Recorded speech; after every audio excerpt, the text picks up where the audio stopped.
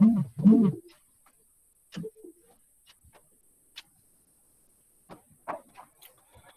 very good morning to all of you. After revising Wollstonecraft's views on different aspects of the role of education and the position of women, now we shall go ahead with her views regarding Dr. Gregory, who was her contemporary.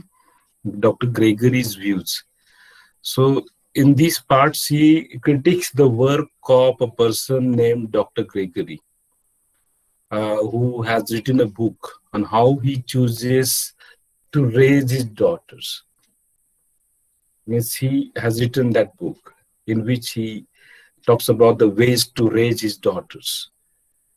So, for beginning starters, Dr. Gregory instructs his daughters to learn how to dress nicely in that book. Means the book is about raising daughters. And in that book, he instructs his daughter to learn how to dress nicely. Means a man is telling women how to dress. So this is again male-dominated perspective. So she talks about this, and then uh, means when this particular advice of a father to daughters seems like what you call most important things in this particular he in the books that he has written. He has written many such books about on raising his daughters. Means he's not talking about his own daughters, of course. He along with his daughters, he's generalizing. So Wollstonecraft finds it strange that Dr. Gregory thinks that liking dresses is natural for women. So this is strange for Wollstonecraft because Dr. Gregory thinks that liking dresses is natural. For example, women, Indian women like saris. Is it natural? That's questionable. It's natural or cultural. So Wollstonecraft thinks that Dr. Gregory assumes things that liking for dresses among women is natural because it presupposes that soul, which is a completely intangible thing. Soul is intangible. Intangible means something which cannot be seen with eyes. Tangible and the opposite is intangible. Okay. Tangible has its physical existence, whereas intangible does not have its physical existence. So soul, of course, is intangible. Nobody can tell the shape of the soul and all. So the soul somehow possessed a love for dress before it entered a human body. So this is what Gregory thinks. And this is quite strange for Wollstonecraft. Now, for example, let's take the Indian example. Women like saris. Women like to what we call go for decoration and all. So is it natural or it's cultural? Actually, it's a cultural phenomenon.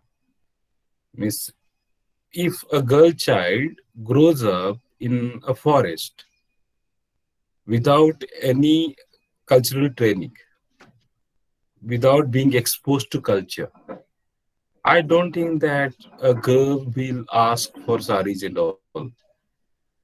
Okay, in India, women prefer saris, and in Western countries, women go for different kind of dresses. But that is not natural; it is cultural. Dr. Gregory seems to be thinking that this is natural, and that is objectionable for Wollstonecraft. Means the soul, which is intangible, is not possessed with a love for dress before it enters into body. म्हणजे आत्मा शरीरात प्रवेश करण्यापूर्वी त्याच्या आत्म्यामध्ये पोशाखांबद्दल प्रेम असतं असं हे समजण्याचं झालं. So she is satirical. She is making fun of doctor Gregory. So the truth, according to Wollstonecraft, is that women like to dress nicely because looking good is where they get their power in society. You might be knowing. You dress nicely. You miss all of us. Huh?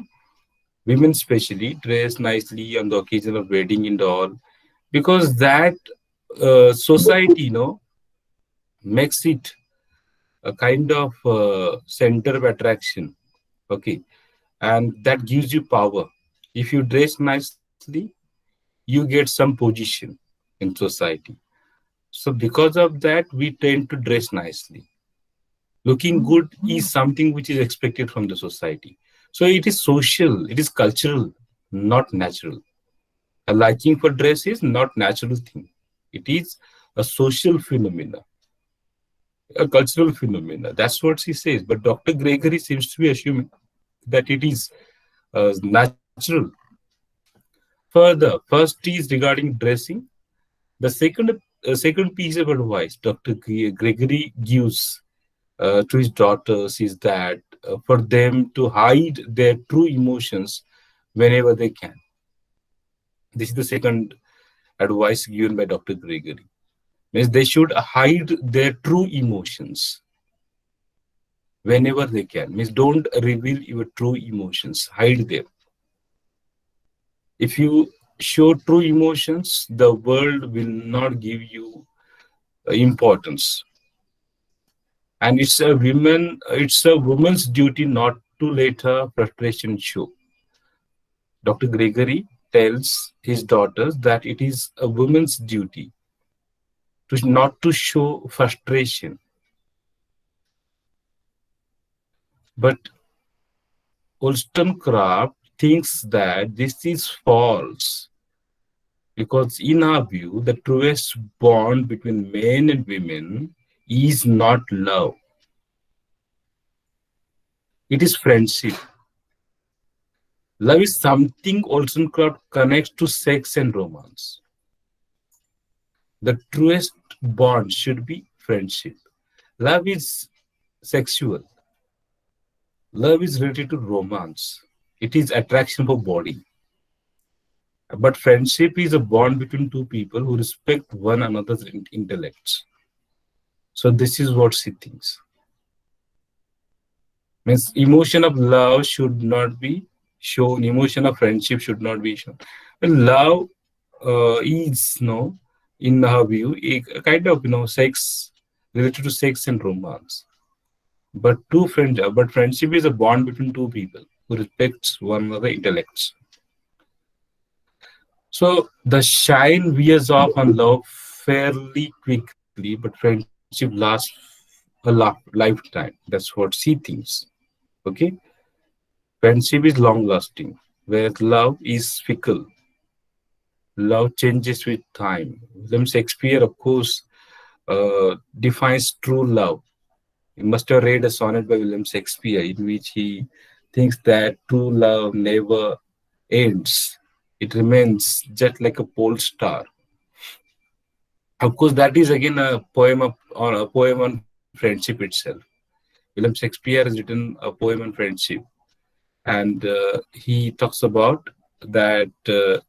He talks about friendship which lasts forever, which is immortal. So she thinks that love is temporary and friendship is permanent. It is lifetime.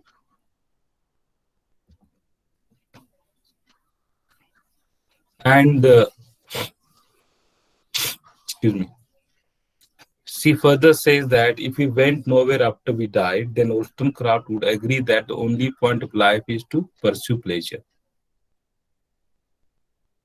If we believe in the fact that we don't go anywhere after the death, then when we live, we should live for pleasure.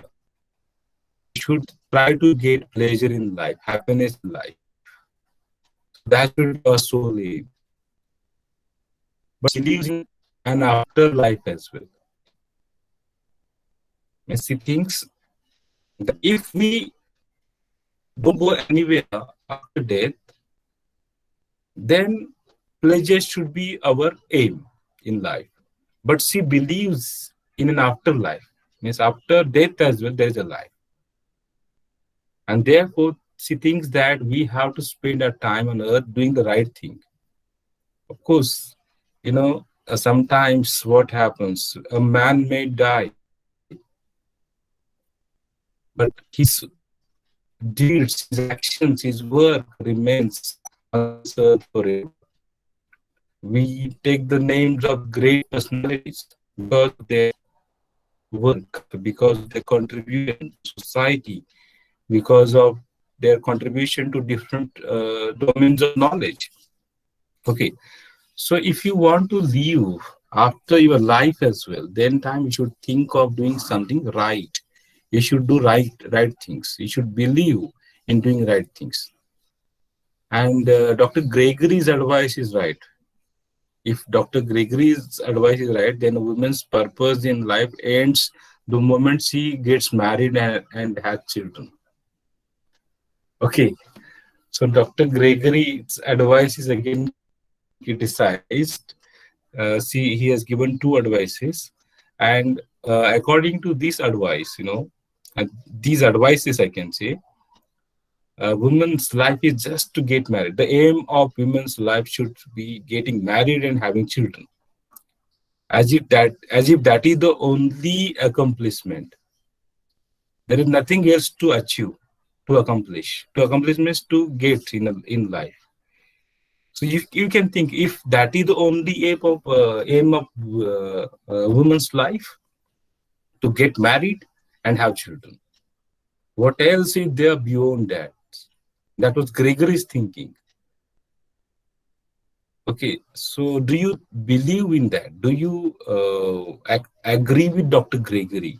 Wollstonecraft criticizes this particular view.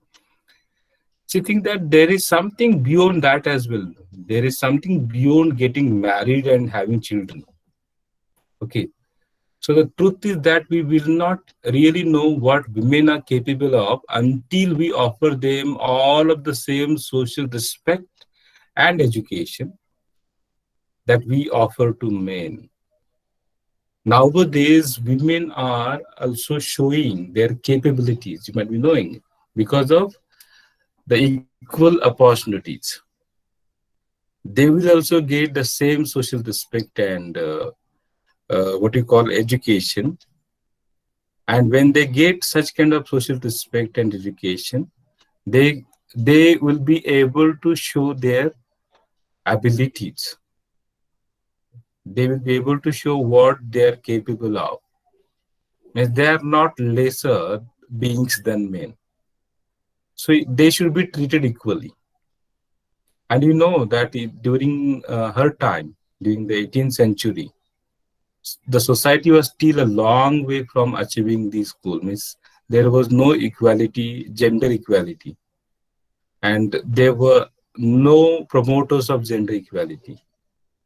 Nowadays, we talk about women empowerment, Mahila Sashактикаран, Sabalikaran, etc. Then time these things were not there. In India, you cannot imagine even today. Okay, we are still thinking of such things. And see things, if men are truly superior to women, then let them prove it by giving women an equal playing field. She challenges men. Give them equal opportunities, give them equal education, then we shall see if men are superior to women or not. And in a worst case scenario, a worst case, you are still going to end up with a bunch of women who are better than they used to be. Means even if equal opportunities are not given, if we compare women, you will find certain women, they given opportunities, they'll be able to show what they are. So men have about much right to oppress women as kings have to oppress men. See, use this particular comparison. In a society, as kings used to subjugate, then time democracy was not there. Because France, democracy was coming up. In the year 1789, the French Revolution took place, and the monarchy was, decided.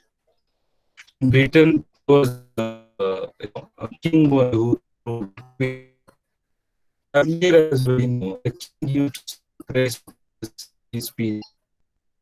The case men used to be the king of India, and has every right to oppose the women.